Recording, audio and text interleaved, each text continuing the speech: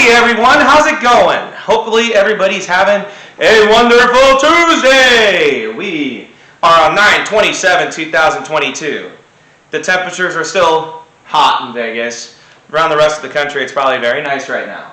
Anyways, we're through 3 weeks of the NFL season. We're going to talk a little bit about the Arizona Cardinals. We'll also talk a little bit about the rest of the NFL today. How about we get to it? Okay. So, the main Cardinal subject we're going to talk about today is how do we fix these slow starts? Okay. So you fall down 14-0 to the Chiefs. You fall down 20-0 to the Raiders. You fall down 13-0 to the Rams. That's, as I said yesterday, it's a 44-0 before the Cardinals score any points, man. Anyways, so how do we fix the slow starts? It's all on you, Cliff. I'm not even going to say it's on the roster. I'm not going to say I'm not going to say, the defense or the offense or anything. I think it's on Cliff Kingsbury and Vance Joseph, but especially Cliff Kingsbury. And I'm putting it on you and the offense and the very vanilla play calling. Like, Kyler Murray has pretty much no rushing yards at all in the first quarter this season. That is a problem. Like, he has almost no rushing attempts in the first quarter. He had 0 rushing attempts against the Rams. 0 rushing attempts against the Raiders in the first quarter. We need Kyler to get out of the pocket, running around, doing Kyler Murray things, making the defense very uncomfortable. And that is going to be a big way to beat the Panthers on Sunday. Is pretty much, I'm already giving you kind of one of the things that I think the Cardinals need to do to win a winnable game, obviously, but against a team that the Cardinals, historically, as we went over to yesterday, they don't do very well against. But to fix these slow starts, it's about Cliff Kingsbury being creative with the play calling. Stop with these vanilla, cute running back draws and bubble screens and also fake passes on 3rd and 2 to A.J. Green. Stop it. We don't even know if A.J. Green's going to play this week anyways. But the Cardinals, really, they need to utilize their speed. The offensive line has actually done all right. They haven't done that bad so far this year, especially in the last couple of weeks. Week 1, they struggled against the Chiefs. But over the Raiders and Rams, I actually feel like the offensive line has played pretty well, given Kyler time to move around. I mean, Aaron Donald did have a sack, his typical sack against the Cardinals. But how do we fix these slow starts? It's all on you, Cliff. You need to be a little bit more creative with the play calling. Maybe do like a Greg Dortch wide receiver pass. I don't know. Do something crazy early in the game to get Carolina kind of off their toes. As we know, the last couple seasons, the 2019 game against the Panthers, the Cardinals played kind of collapsed in the third quarter. I don't know if you remember before. That was the Brandon Allen game. Ron Allen. I know there's too many Allens at quarterback in the NFL. Kyle Allen game where he threw 4 touchdowns. Kyle friggin' Allen threw 4 touchdowns in week 3 of 2019.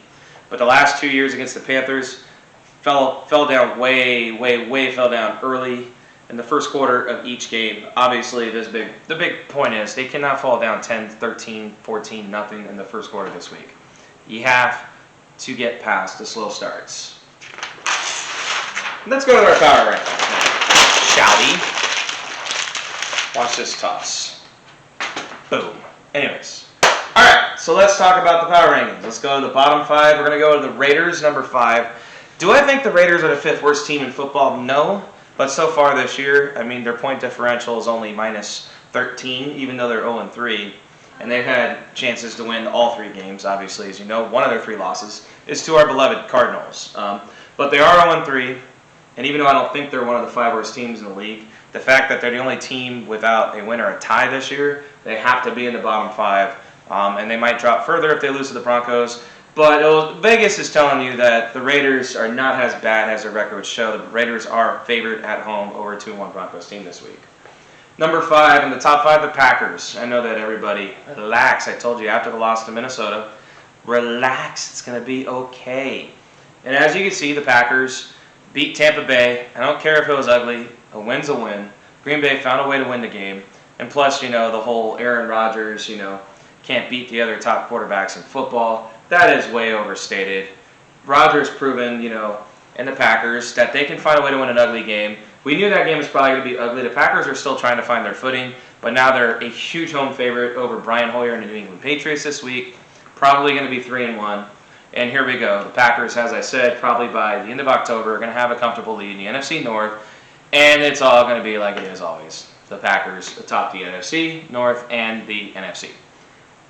Number 4 on the bottom 5 is actually a pretty fun team, the Falcons.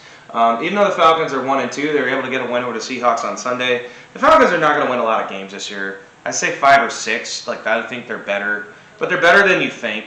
But they still have a lot of limitations on defense. The pass rush is suspect to be kind. Offense, Drake London looks like a fantastic rookie. Kyle Pitts finally did something last week. The Falcons are actually a fun team to watch, but as I said, they're not going to win a lot of games. I actually really like the Falcons +2 against the Browns this week. There's not many bets I like on the board. That's one I do like. I think the Falcons win, get to 2-2, and shoot out of the bottom 5. Number 4 on the top 5, the Dolphins. All right, the butt punters, as they call them.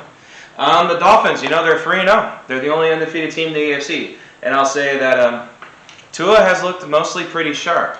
The defense, the exotic blisses look good. I know that Mike McDaniel looks like he should be fixing your computer. I know stereotypes. But honestly, he does look like, an engineer, an IT technician more than an NFL coach. It just kind of got that look.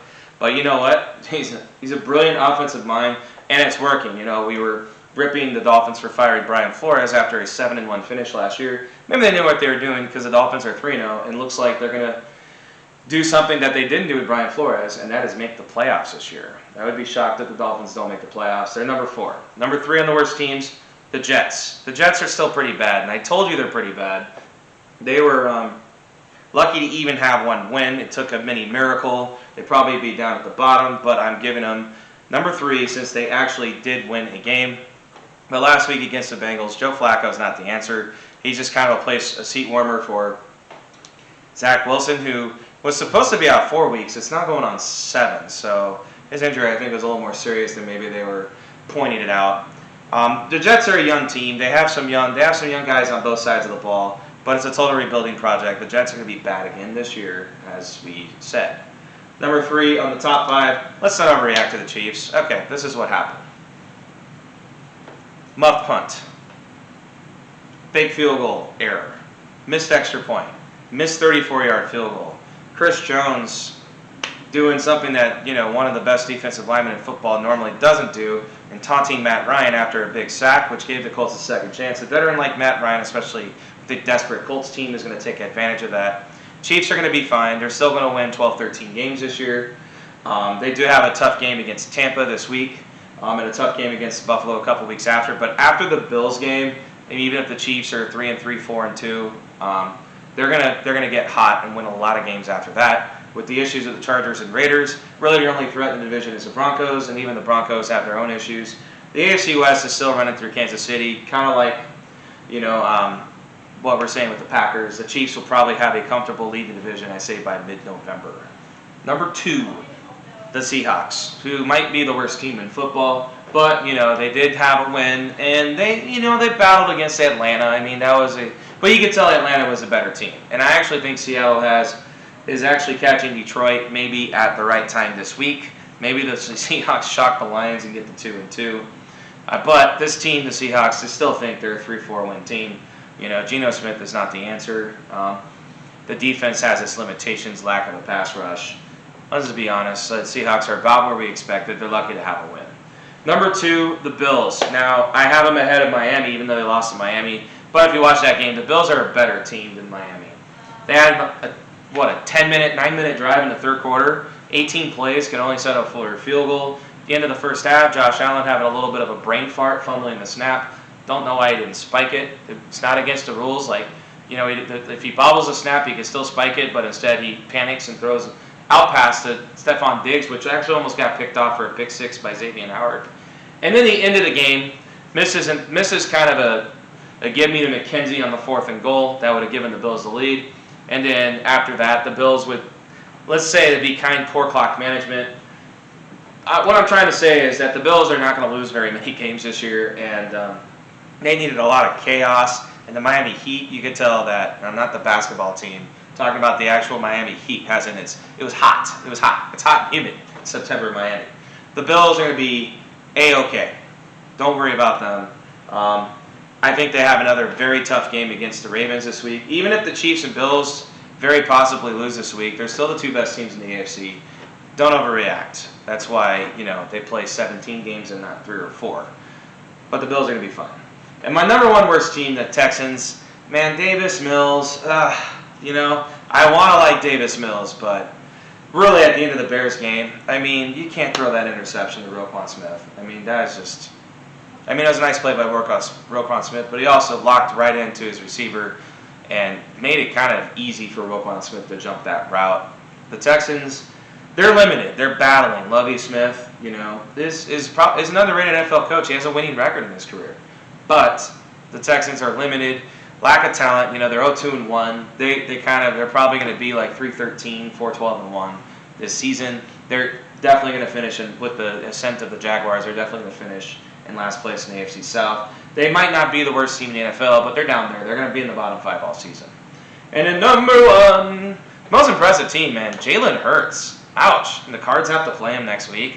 Cards better beat Carolina, otherwise they're staring 1-4 right in the eyeballs. Because the Eagles, they're legit on both sides of the ball. Carson Wentz didn't stand a chance on Sunday. 9 sacks. 9 sacks. 9 sacks. The last 2 weeks, the Eagles have had 0 points in the second half, and it hasn't mattered because they've been up 24-7 and 24-0 at halftime the last couple of weeks. They haven't had to really do much of anything in the second half except, pin their ears back and also, obviously, just have Jalen Hurts just kind of, run some clock on their drives. The Eagles look really, really good. It was a sexy pick amongst the Sharps, the Eagles being the number 1 seed in the NFC this year. Good chance that happens. They're definitely almost certainly going to win the NFC East, I think. But again, Cooper Rush winning 2 in a row at Dallas. The Cowboys are trying to hand it around with them, and the Cowboys have one hell of a pass rush. But the Eagles are a step above everybody in the NFC right now. The Rams look meh. Tampa is all banged up. The Packers are still trying to find their footing. Minnesota, I think, is a little fraudulent. Got lucky to beat Detroit. The 49ers are still trying to also find their footing, have a lot of talent, but you can see the limitations of Jimmy Garoppolo, and it actually makes sense just seeing Garoppolo play against the Broncos against an elite defense, because I do think the Broncos have a fantastic defense, that the Niners are going to struggle to score points against an elite defense. It really is. The Eagles conference. I think the AFC is the Chiefs and Bills. The Dolphins are, Dolphins, Ravens, but the Ravens have some issues on the back end of defense. The Dolphins still have limitations with Tua. I'm still a little bit of a skeptic towards Tua, just his talent. Even though we're going to find out a lot about the Dolphins on Thursday at Cincinnati. That is a good standalone, big-time game. Good job on NFL schedule makers on that game, because last week's Steelers-Browns game, I think I fell asleep in my beanbag and my wife was throwing popcorn at me saying, "Wake up! Wake up!" Anyways, thank you. Please follow me on Twitter, Steve Drew. 2 thumbs up, baby. We'll see you on Thursday. Have a good day.